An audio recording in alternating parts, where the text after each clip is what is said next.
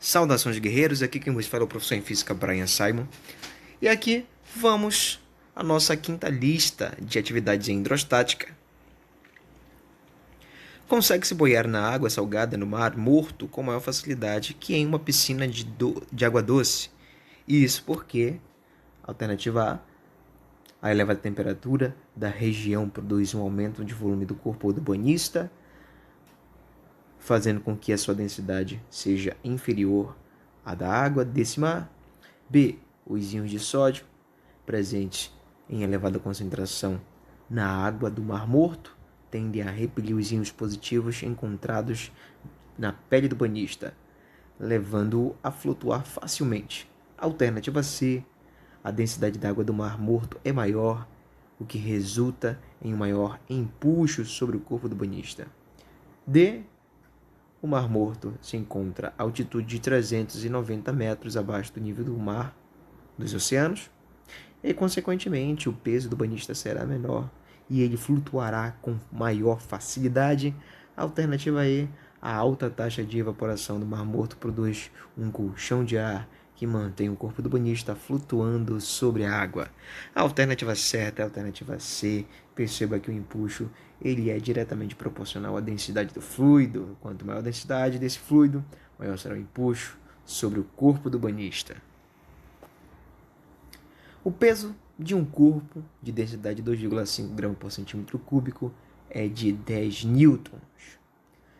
Seu peso aparente, quando mergulhado num líquido de densidade de 0,8 gramas por centímetro cúbico, será em newton igual a... Vamos às alternativas, como você pode perceber, e acompanhe a resolução. Levando em consideração que o peso aparente é a diferença entre o peso do corpo e o empuxo, correto? Aí você tem o peso do corpo, que é igual a 10 newtons, menos 0,8, vezes o volume imerso, vezes a aceleração da gravidade. Bem, então vamos continuar. Então, esse peso aparente é igual a 10 menos 0,8. Perceba uma coisa. Volume do corpo imerso nesse fluido, correto? Se eu quiser calcular o volume do corpo imerso, eu tenho que lembrar que a densidade desse corpo é a razão entre a massa e o seu volume. O volume está no segundo membro da equação, dividindo, passará o primeiro membro da equação, multiplicando a densidade que está lá no primeiro membro, passará dividindo. Então, você tem um volume igual a massa sobre a densidade desse corpo, correto? E ele fornece essa informação, que é a densidade de 2,5. Então, continuando, você tem o peso aparente é igual a 10 menos 0,8 sobre 2,5. Perceba que ficou a massa vezes a aceleração da gravidade, correto? Que é igual ao peso. O peso do corpo é igual a 10. Fazendo esse cálculo, nós temos um valor de peso aparente igual a 6,8 newtons. Bem tranquilo, hein? Um recipiente cilíndrico contém água em equilíbrio hidrostático, como você pode perceber na figura 1. Induz-se na água uma esfera metálica maciça de volume igual a 5 vezes 10 elevado a menos 5 metro cúbico, suspensa por um fio ideal de volume desprezível a um suporte externo. A esfera fica totalmente submersa na água sem tocar as paredes do recipiente, como mostra na figura 2. Restabelecido o equilíbrio hidrostático, verifica-se que a introdução da esfera na água provocou um acréscimo de variação de pressão no fundo do recipiente. A densidade da água é igual a 1 vezes 10 elevado à terceira potência, kg por metro cúbico, e a área da base do recipiente é igual a 2 vezes 10 elevado a menos 3 metro quadrado. Considere a aceleração da gravidade 10 metros por segundo ao quadrado. Calcule o acréscimo de variação de pressão. Aí você tem aqui as alternativas, correto? E você tem que lembrar que essa variação de pressão ela é dada pela densidade do fluido multiplicado pela aceleração da gravidade multiplicado pela variação de profundidade, como você pode perceber ali na ilustração ao lado direito da tela. Aí você tem variação do volume, correto? Para se calcular o volume é o produto da área vezes a altura ou a variação dessa altura, como você pode perceber, isolando a variável que se pede. Então, nós temos ΔH igual ao volume dividido pela área, que eu vou substituir daqui a pouco. Perceba, então, a variação de pressão equivale ao produto da densidade da água multiplicado pela aceleração da gravidade multiplicado por ΔH. Esse ΔH vai ser substituído, como você pode perceber. Então, fica o ΔH sendo igual ao volume dividido pela área. Perceberam? Bem tranquilo, né? Agora é só substituir os valores. Você tem aqui ΔP, variação de pressão, a densidade 10 elevado a terceira kg por metro cúbico, a aceleração da gravidade 10 metros por segundo ao quadrado, aí você tem um volume de 5 vezes 10 elevado a menos 5, dividido por 2 vezes 10 elevado a menos 3. 5 dividido por 2, você tem 2,5.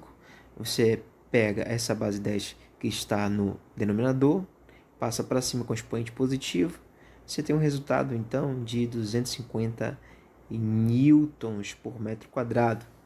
Tranquilo?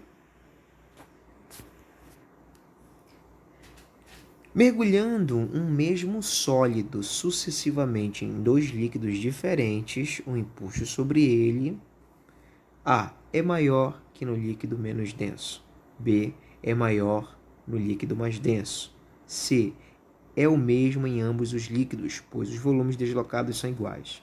D é sempre igual ao peso do sólido. E letra E não goza de nenhuma das propriedades enunciadas. Fique bem atento para que você venha acertar uma questão bem tranquila. Alternativa B, o impulso é diretamente proporcional à densidade do líquido, do fluido, como já havíamos falado. Se fizermos um gráfico para representar a variação da pressão exercida por um líquido contido no vaso, com o aumento da profundidade, obteremos, alternativa A, uma hipérbole equilátera, B, uma parábola, C, uma circunferência, D, uma reta crescente e uma elipse. Preste atenção, porque você tem relações matemáticas na matriz de referência na habilidade número 17. Então, para você desenvolver essa habilidade, note essa expressão, que essa variação de pressão ela é diretamente proporcional à densidade do fluido, à aceleração da gravidade e à profundidade. Logo, temos todas as variáveis exponenciadas a 1, sendo uma equação da reta. Alternativa D.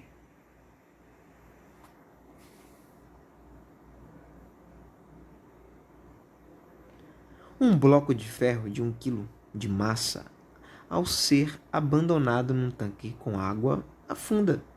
Entretanto, um navio de 100 toneladas, constituído em sua maior parte de ferro, ao ser colocado na água do mar, flutua tranquilamente. Esse fato é explicado, ou pode ser explicado por alternativa A. A massa da água do oceano é maior que a massa do navio, enquanto que a massa da água no tanque deve ser menor que a massa do bloco. B. A densidade do bloco de ferro, é maior que a da água do tanque, enquanto a densidade do navio é menor que a água do mar.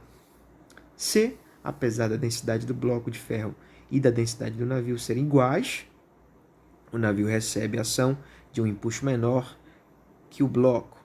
D. A densidade do bloco de ferro é menor que a da água do tanque, enquanto que a densidade do navio é maior que a água do mar. Por fim, alternativa E, a água do mar, por ser salgada, suporta o peso do navio. A alternativa certa, queridos, é a alternativa D. A densidade do bloco de ferro é maior que a água do mar, que a água do tanque, enquanto que a densidade do navio é menor que a água do mar. Eu trouxe para vocês aqui algumas curiosidades para a gente fechar com chave de ouro sobre mecânica dos fluidos. Número 1, a ciência médica utiliza de muitas maneiras as medidas de densidade, como por exemplo testes de sangue, urina, entre outros. A densidade do sangue humano normal encontra-se de 0,04 a 0,06 grama por centímetro cúbico. Como a densidade cresce com a concentração das células vermelhas, uma concentração anormalmente baixa pode indicar anemia. Da mesma forma, a densidade normal da urina é de 1,02 grama por centímetro cúbico. Algumas doenças geram aumento na excreção de sais minerais e aumento correspondente na densidade da urina. Então fique ligado, tranquilo? Essa vertente, essa perspectiva de ciência e tecnologia. Número 2.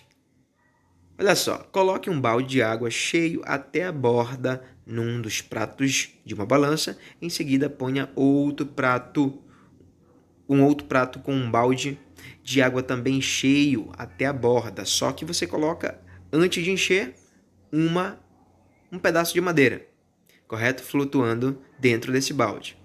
Aí a pergunta seria, qual dos baldes é o mais pesado? A resposta, os 2 baldes têm o mesmo peso.